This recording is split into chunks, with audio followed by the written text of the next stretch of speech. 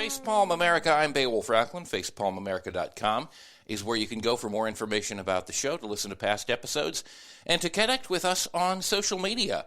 It's a new year. It's 2024. Happy New Year to everyone in the listening audience.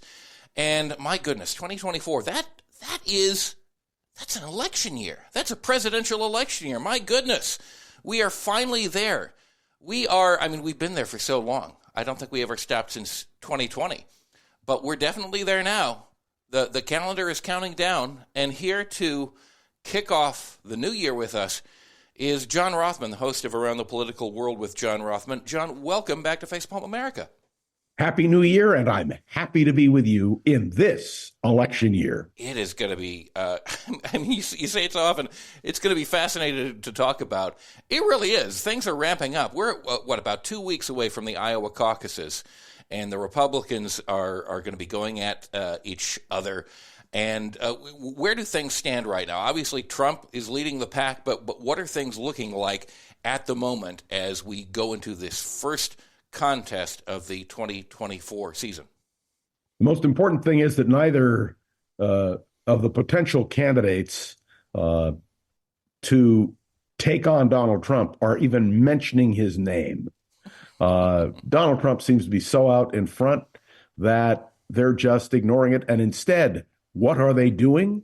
These two leading Republican candidates, Nikki Haley and Ron DeSantis, they're attacking each other. The ads are incredible. Don't they remember the 11th commandment, articulated, by the way, not by Ronald Reagan, but by Dr. Gaylord Parkinson, who is chairman of the Republican Party? You shall not speak ill of any other Republican? I guess not. No, I think that's long been set aside. I think it would be instructive to go into some of the details about, because you rightfully corrected me when we spoke last time when I incorrectly said that they were the Iowa primaries as opposed to the Iowa caucuses. For those not thoroughly conversant with how those work, and this will be just the Republican caucuses because I believe that the Democratic side has rescheduled their contest and it's going to work somewhat differently. But what is the difference for those who are not familiar with between a primary and a caucus, at least in the case of Iowa, in the way that works? Primary, you go to the polls. Polls are open all day. In the caucuses, you have to go to a particular location. It could be a house, it could be a school, it could be a church. And you sit there and you have to be physically present to be able to vote. And of course, the key is organization. And DeSantis has been claiming massive organizational superiority. If he flops, he's finished because his organization, on which he spent millions, would have failed. Nikki Haley just needs to come in a strong second to launch her into New Hampshire. But let me explain to you that her failure to answer on the question of the cause of the Civil War has done her such damage. It reminds me of George Romney and brainwashing back in 1967. So I think she's done herself great damage. And my expectation, Beowulf, is that short of a miracle, Donald Trump will sweep the caucus in Iowa, he will sweep New Hampshire, and then he goes into South Carolina. Yeah. And for Nikki Haley, South Carolina is key. She was the former governor. If she's defeated in her own state, then she's finished. And by the way, there is now a move to draft Nikki Haley for vice president. But if you listen to Steve Bannon and Donald Trump Jr., they're absolutely opposed to Nikki Haley for vice president. I don't think that's going to be the way it will work. Donald Trump will have other ideas, I believe.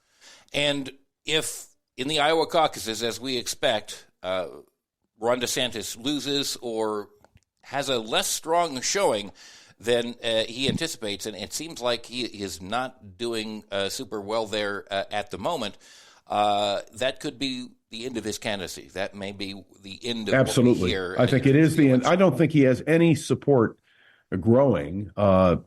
If he were to win an upset win or come in a very strong second, it would revive his candidacy.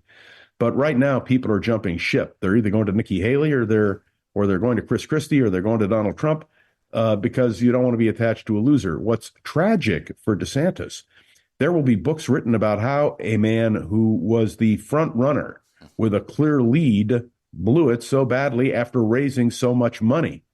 Yeah. So I just want you all to know, if you give me, 20 million bucks, I'll run for president, and I'd probably do a hell of a lot better than these guys, I'll tell you. And I think if that they actually did their research on you as a candidate, they would be heartened to see that, oh, yes, this is absolutely a person worth investing in to further their candidacy. And I feel that the mistake that so many of these donors made was they didn't get a sense of who DeSantis was, like on the trail and out there speaking publicly, and what his actual views were. They just said, we're interested in putting forward a very conservative agenda, but we're not particularly interested in having Donald Trump represent that, and that's all they needed to see, combined with the headlines that DeSantis had put forward as a governor of Florida. And I think they just did not do their due diligence in terms of finding out, from their perspective,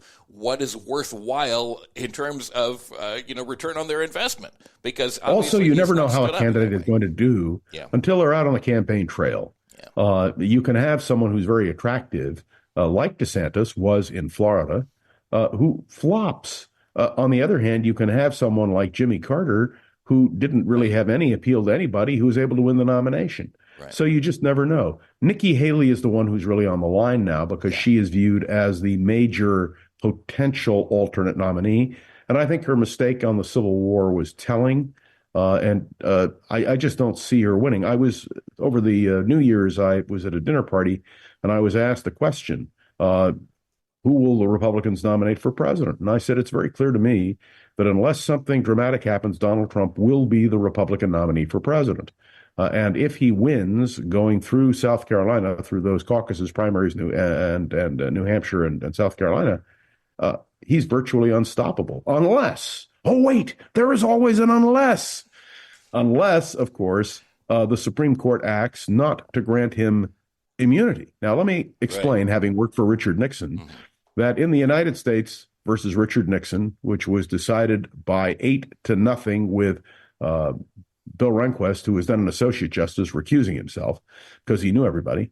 The Supreme Court didn't say that a president didn't have executive privilege.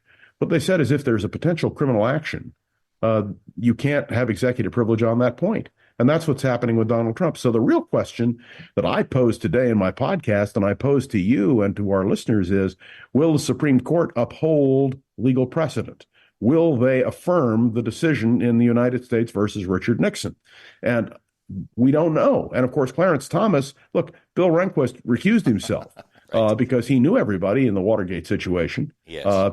But Clarence Thomas seems determined to go ahead. And remember, nobody can force a Supreme Court justice to recuse him or herself. Right. It's up to that justice. And given that his wife was as deeply involved as she was in one of the key cases around January 6th, it seems that ought to be the logical step. But there are no signs that he is going to do that in that case once it comes to the Supreme Court. And there's no way to force him to do it. Right.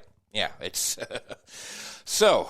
Yeah. It's that is very troublesome. That is very disappointing, and it will be interesting to see how they rule on that, because he is arguing that he should not be held to account for any of these crimes because of presidential immunity, and that would be too broad a shield. A disaster for America.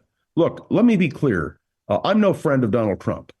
You all know that from listening to me, but I wouldn't care if this were a Democrat or a Republican, somebody I'd voted for or somebody I'd voted against. If you break the law and you're president of the United States, you have to be held accountable. I worked for Richard Nixon, but I was one of those who called for his removal from office because I saw what was happening. And the question is, where is the backbone of the Republican Party? And that's a serious question that the American people are going to have to deal with. And as that comes up, we continue to deal with the question of exactly which, if any, states will Donald Trump appear on the ballot in. And since we spoke last, Maine has decided to, at least for the time being, remove him from the ballot. I know that many other states are in the process of examining that. Michigan has decided to keep him on the ballot, but in addition to... California has decided to keep him on the ballot. And I would point out to you, he is on the ballot in Colorado. Mm-hmm. Why? because until the Supreme Court rules, the Secretary of State, I heard her being interviewed this morning, said he will be on the ballot. Look, Beowulf, if he's not on the ballot, he becomes a martyr. I would rather see him on the ballot and defeated by the people. That's the way you do an election. Now, I have to tell you that if he were charged with insurrection and he were convicted of insurrection, that would be a whole different matter.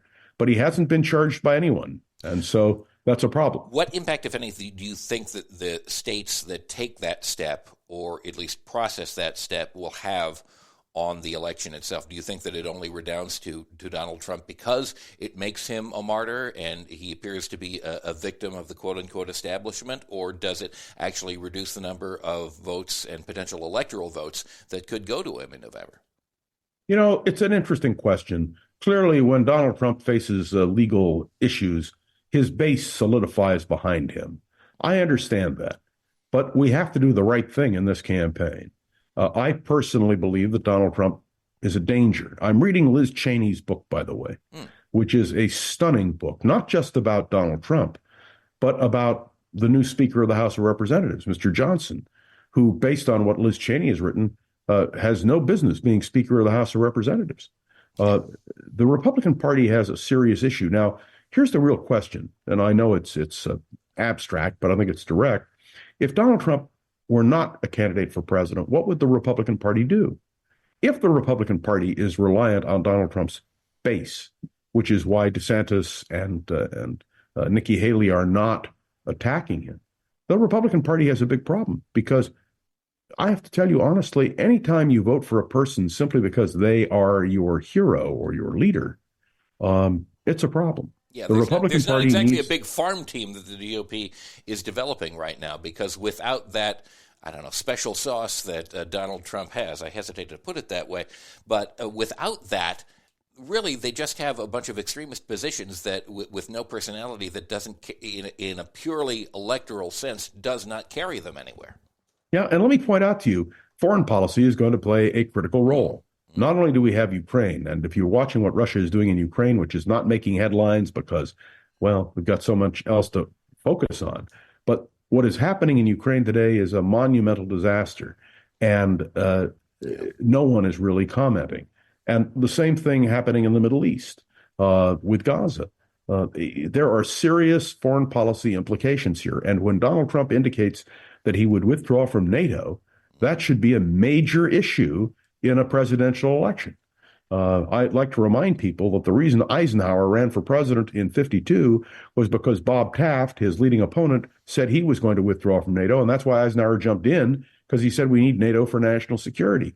And Donald Trump is clearly no friend of NATO, and given what's happening in Europe, there is no alternative but to back NATO, and the only thing that will discourage Russia from going after the Latvia, Estonia, Lithuania, Poland, Slovakia, Czech Republic. You know, there's no issue here except that we have to deal with these issues, and the Republican Party is going to have to take a stand.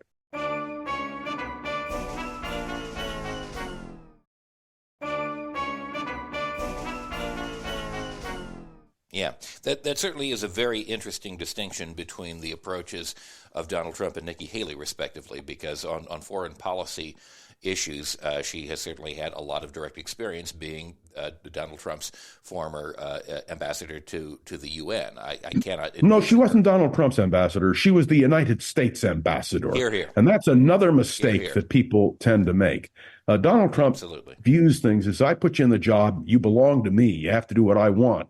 It's not the way it works. When you're confirmed by the United States Senate to a job, you have to act the way your conscience dictates and the way American policy is formulated. Absolutely. So, I stand corrected. That is an important distinction.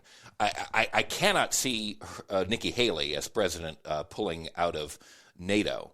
No, she wouldn't. Yeah, no, I cannot envision. Also, she'd back Israel to the hilt. I believe she would back Ukraine to the hilt. But there is a division in the Republican Party between the isolationist wing and I will call them the interventionist or internationalist wing. Yes. And one of the things that Donald Trump is using against Nikki Haley is she's just George H.W. and George W. Bush all over again. She's establishment.